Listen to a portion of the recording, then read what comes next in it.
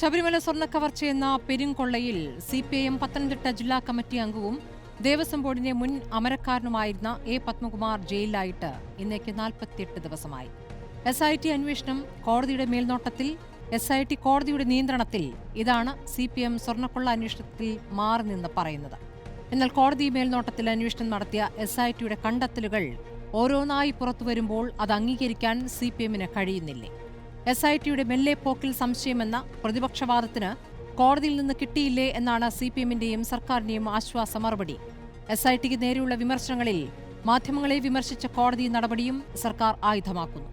എന്നാൽ സംഘടിത കൊള്ളയെന്ന കോടതി വിമർശിച്ച ശബരിമല സ്വർണ്ണക്കവർച്ചയിൽ പത്മകുമാർ അടക്കം 4 പേർ പാർട്ടി പ്രതിനിധികളാണ്. സ്വർണ്ണക്കൊള്ളയിൽ SIT അന്വേഷണത്തിൽ കൂടുതൽ വിവരങ്ങൾ പുറത്തുവരുമ്പോൾ പത്മകുമാറിനെ തള്ളാറായില്ലേ എന്നതാണ് ചോദ്യം.